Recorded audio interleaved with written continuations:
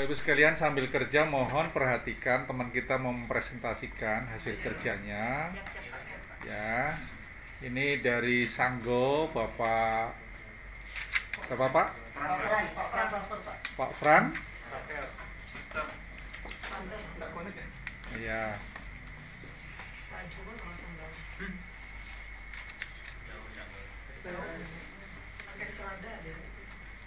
Mana Strada? Taksi Ya, taksi Strada itu ya.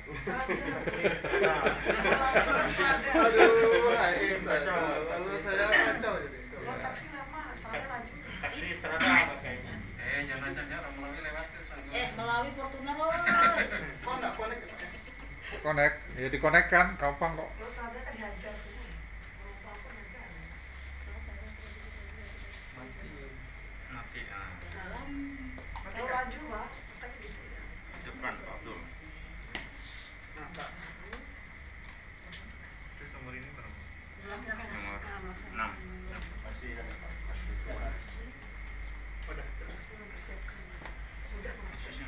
Oke, silakan mulai kalau memang sudah siap.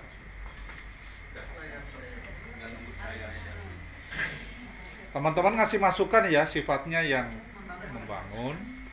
Jadi di sini tidak ada forum saling menjatuhkan. Nggak penting kali Ya, intinya saling membangun. Pilar ketiga, sukses bersama. Karena proses andragogik di sini letaknya ya. Pencet lagi. Lihat tuh itu. Pencet lagi. Oh, jadi ya. Pelan-pelan. Cari yang itu. Pelan-pelan. Indikator. Ininya mah cepat. Di laptop dulu lihat di laptop. Betul ya. Kontrol itu lihat di laptop lo. Kan. Dia tuh jalan sendiri. Saya matikan dulu. Saya belum kebut benar. Udah ininya. Ini hasil kerja kelompok kan Pak Fran? Hah? Hasil kerja kelompok? Ada diskusi sedikit-sedikit. Ya. Ini duplikat. Kerjanya kelompok, tapi produk sendiri-sendiri ya, jangan lupa. Karena tidak ada laporan kelompok ya, laporannya laporan individual. Sudah siap? Besarkan sedikit Pak Fran, biar teman-teman bisa menikmati tayangan, sehingga komentarnya lebih konkret. Silakan. Oke, baiklah. Sedikit lagi Fran, depan Fran. Nah, kan enak yang besar Fran. Oke. Selamat pagi dan salam sejahtera untuk teman-teman Cawas dan juga Bapak Tur Kusmoro. Baiklah, hari ini saya ingin menampilkan tugas dari kami ya, kami dan Pak Abdul nih, tapi diskusi sedikit Pak. Tugas pokok dan kode etik pengawas. Yang nomor 1, diskusikan dan tuliskan hubungan pelaksanaan tugas pokok pengawas sekolah dengan pengembangan karir pengawas. Saya berpaku pada aturan yaitu Permenpan RB ya nomor 21 tahun 2010, yaitu tentang pelaksanaan tugas kepengawasan. Di situ tercantum tugas-tugas kita apa dan kaitannya dengan kode etik tersebut yaitu dalam untuk mengajukan kenaikan pangkat berkaitan dengan karir tadi. Kalau kita yang pengawas muda jadi madya jadi utama, diperlukan angka-angka kredit. Oleh karena itu, dalam pemenuhan angka kredit tersebut diperlukanlah instrumen-instrumen untuk memenuhi tugas dan kewajiban itu, yaitu berupa rencana pengawasan akademik, rencana pengawasan tahunan, semester. Nah, hal-hal tersebut sebenarnya tugas apa yang kita lakukan. Kalau kita melakukan kewajiban kita sesuai dengan kode etik, maka otomatis kita akan dapat memenuhi angka kredit yang dibutuhkan. Nah, demikianlah untuk yang pertama. Kira-kira teman-teman ada masukan? Silakan Bapak Ibu yang lain kalau masih masukan, oke? Baik, di sini masukannya sebenarnya mungkin ada miskomunikasi. Kalau kita baca dari pertanyaan itu, sebenarnya dia bukan ke kode etiknya, tapi pengembangan karir pengawas itu sendiri antara tugas pokok dan pengembangan karir. Maksudnya bagaimana cara kita melakukan dalam melakukan tugas pengawasan ini, tapi kita tidak melupakan pengembangan karir kita.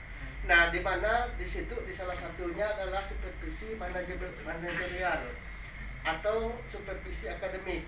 setiap tahun, setiap saat itu pasti ada perubahan-perubahan yang terjadi di dalam dunia pendidikan, sehingga di situ diperlukan adanya pengembangan karir sang pengawas itu sendiri, selalu mengupdate perkembangan yang selalu muncul di dunia pendidikan. Mungkin itu masukan dari saya. Terima kasih. Assalamualaikum warahmatullahi wabarakatuh. Waalaikumsalam warahmatullahi wabarakatuh. Yang lainnya silakan, jangan tanggapi dulu.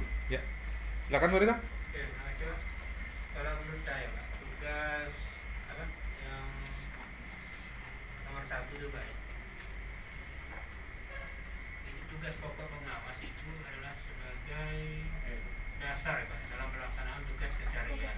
Itu dalam rangka pengembangan karir sebagai seorang pengawas. Jadi artinya Pak, menurut pendapat saya ini tugas pokok itu menjadi dasar ya dalam pelaksanaan tugas keseharian. Apakah itu yang menyangkut manajerial, akademik, sampai kepada pengembangan dan yang limbang dari penelitian Pak ya. Jadi kalau saya berpikir di sini, yang dasar dari semua itu Pak yang disampaikan atau yang dibicarakan dalam permen nomor 4 tadi. Terima kasih Pak. Oke, masih satu lagi biar lebih lengkap. Oke, silakan Bapak. Ya, Saya zoom. saya Andreas dari Malawi. Jadi menurut pendapat saya itu pengembangan karir seorang pengawas di sekolah itu ditandai oleh dengan kenaikan pangkat atau jabatan pengawas sekolah. Nah, untuk mendapatkan jabatan tersebut, otomatis seorang pengawas harus memperoleh angka kredit. Nah, untuk memperoleh angka kredit, pengawas itu harus melaksanakan tugasnya secara profesional. Saya pikir itu aja Pak. Terima kasih. Silakan Bapak Andreas tanggapi. Baik, terima kasih untuk yang pertama ya. Saya setuju dengan Bapak Abang. Pak Abang ya, yaitu memang sebagai pengawas ya, kita itu kan mengawal undang-undang ya, bukan undang-undang, peraturan ya, peraturan yang berkaitan dengan pendidikan ya, pengawal undang-undang lah ya, supaya bahasanya agak politis. Mengawal undang-undang. Jadi memang kita harus selain berpegang teguh pada kode etik dan peraturan yang berlaku, kita juga memang harus update ya. Mengingat kayak sekarang ini ada kurikulum baru, kurikulum masa pandemik yang disesuaikan. Dan yang pernah saya baca juga ada penyesuaian dalam rangka pembuatan kepengawasan ya. Kepengawasan yaitu ada diterbitkannya buku kerja pengawas di masa pandemik. Nah, berkaitan dengan hal itu maka memang harus sebagai seorang pengawas itu, calon pengawas, kita harus memang update dengan aturan-aturan. Karena mengingat kita ini kan pemegang tombak, bukan ujung tombak. Jadi kita harus ya minimal lah tahu ya, sesuai sesepuh katanya kan, sesepuh tahu lah kalau ditanya, nah, sehingga kita mampu memberikan arahan dan binaan yang sesuai dengan peraturan yang benar-benar update. Terima kasih Pak untuk saran dan pendapatnya. Sama-sama. Terus saya setuju ya dengan tugas pokok itu menjadi dasar dalam pelaksanaan tugas kita ya, sesuai dengan peraturan yang berlaku. Dan saya sangat setuju juga dengan Pak Andreas, itu kalau seorang pengawas itu karirnya menanjak itu kan bisa ditandai dengan kenaikan pangkat ya, kayak kita guru ya, guru kenaikan pangkat itu sebagai salah satu indikator keberhasilan kita dalam melaksanakan tugas. Nah itu saja Pak. Oke, tepuk tangan Bapak sekalian.